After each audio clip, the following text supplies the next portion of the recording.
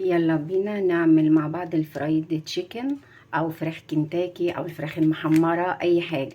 معانا هنا طبعا كمية من الدقيق كبيرة علشان نقدر نحط فيها الفراخ. بتبلها بتوابل جافة، بابريكا، بصل بودرة، توم بودرة، ملح.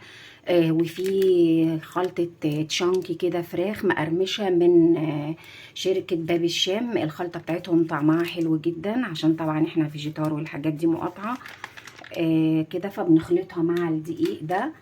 ومعانا هنا طبعا فراخ احنا بنكون غسلينها ومنضفينها ومقطعينها قطع صغيرة على 8 زي ما نحب. بنقسم الورك على 2 وبشيل الجلد بتاعها وبتبلها بتوابل ناشفة برضو. بودرة، بصل بودرة، توم بودرة، بابريكا، ملح، فلفل، جنزبيل بودرة. وبنسيبها مثلا من قبلها ب3 ساعات، من قبلها بيوم. وعلى فكرة انا عملت اللي بالمحلول اللي هي بالمية ونحط فيها التوابل، واللي باللبن الرايب كله بيديني نفس النتيجة ونفس الطعم. اللي حابب يعملها في محلول ملحي ويحط فيه الحاجات دي كلها برضو عادي، اللي يحب يعملها بالتوابل ناشفة كده عادي. الحاجات دي كلها بترجع لنا احنا. خلاص بقى احنا تبلنا الفراخ وبقى لها عندي 4 ساعات متبلاها. هنبتدي بقى ان احنا نشتغل فيها. معانا هنا برضو شوية مية باردين وانا حاطة برضو فيهم من التوابل علشان لما نطلع الفراخ من الدقيق نحط في المية. هنبتدي بقى نمزج التوابل مع الدقيق ونرجع نشتغل في الفراخ. كده احنا قلبنا الدقيق. هنبتدي بقى نحط قطع الفراخ بتاعتنا اللي احنا مقطعينها كده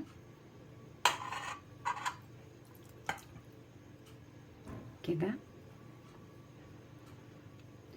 نقلب نقلب كده. اهم حاجة ان احنا نفضل نقلب في قطع الفراخ كده في الدقيق، ومن غير ما نكبس، يعني من غير ما نكبس، نسيب الفرخة براحتها خالص ترتاح كده في الدقيق براحتها كده. بعد كده بننزل بقى بقطع الفراخ في قلب المية اللي معانا اهي. بننزل كده في قطع الفراخ في قلب المية كده ثواني زي ما عملنا في الاستريبس بالظبط، ونطلع بشوكة علشان طبعا ايدينا ما تتمليش دقيق وتبقى معجنة كده. هي مرة واحدة بس كده بنعمل كده.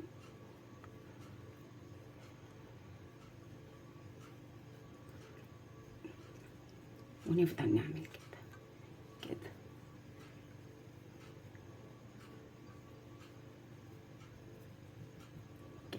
ننزلها في المية مرة واحدة كمان فقط، يعني هما مرتين مية بس كده.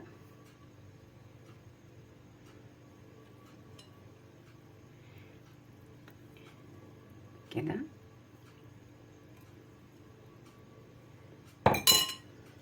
ونعمل بقى كده.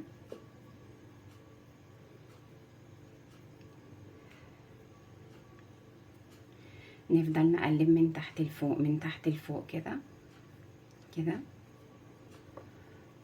حوالي مثلا 10 مرات واحنا بنقلب في الدقيق، مش في المية والدقيق. يعني هي الدقيق والمية بنحط مرتين في المية، لكن في الدقيق نفضل نقلبها كده من تحت لفوق من تحت لفوق كده. حوالي مثلا 10 مرات تقليب كده في قلب الدقيق بعد مرتين المية، عشان تدينا الطبقة اللي انتوا شايفينها دي كده.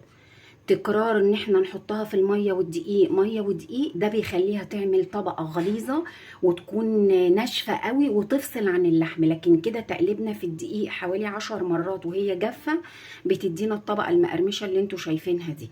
هنكرر بقى العملية في بقية الفراخ كلها كده اهو كده. دي القطعة التانية.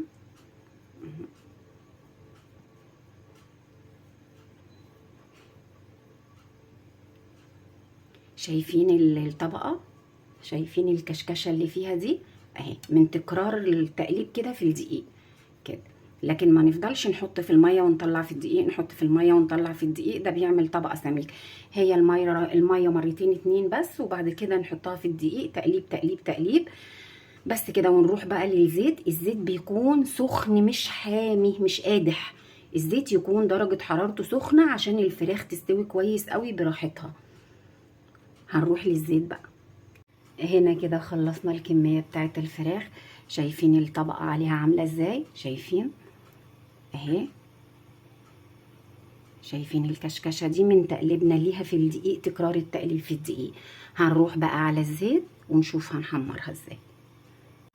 هنا طبعا الزيت زي ما انتم شايفين كده سخن معانا، وهنا الفراخ بتاعتنا هننزل بقى بيها في الزيت وهو سخن مش مقدوح، اللي هو يدوب سخن كده، ونبتدي نهدي النار علشان الفراخ تستوي على مهلها، ما تاخدش طبق او لون وتبقى نية من جوه. نبتدي نهدي النار كده.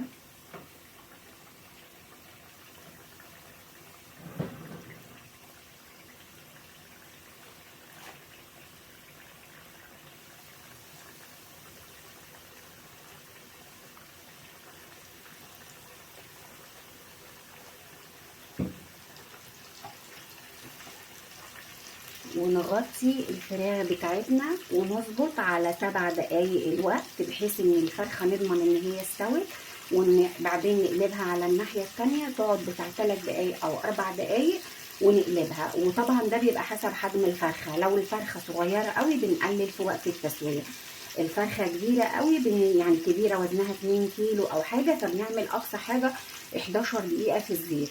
انما لو الفرخه اقل من كده صغيره ممكن تقعد 7 دقايق 8 دقايق كده بتستوي. ونغطي علشان نبقى ضمنا تسويه ايه كويسه، ولما نيجي تحمر ونيجي نقلبها هنبقى نشوفها مع بعضين.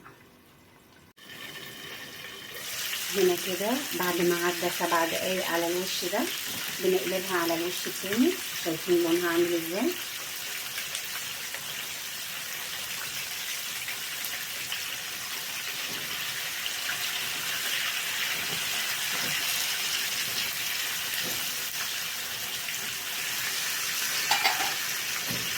شايفين اللون؟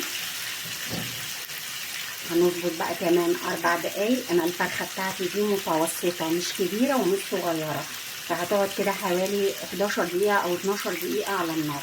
ظبطت كمان 4 دقايق وبعد كده هرجع لها على الوش التاني بقى. ده اللون بتاعها اهو بعد 3 دقايق. هنقلبها على الوش ده برده كمان نص دقيقه ونطلعها بقى.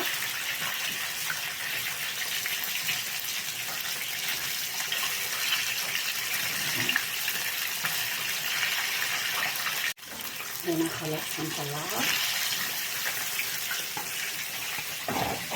زي ما اتعودنا ان احنا بنطلعها دايما على مصفى علشان الزيت بتاعنا يتصفى، وما المناديل ما تخليش الحاجه البانيه او الحاجه المقرمشه اللي معانا تطرى.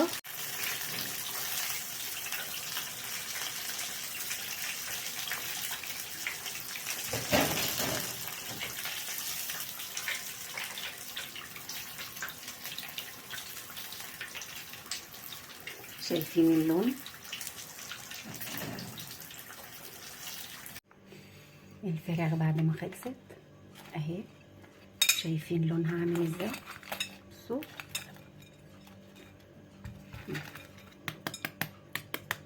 سامعين صوت القرمشه. والرز بتاعنا بعد ما خلص ومع الفراخ الفرايد ندوق بقى. ندي كاتشب كده. اولا ده الرز، شايفين الرز مفلفل ازاي اهو، ما شاء الله جميل.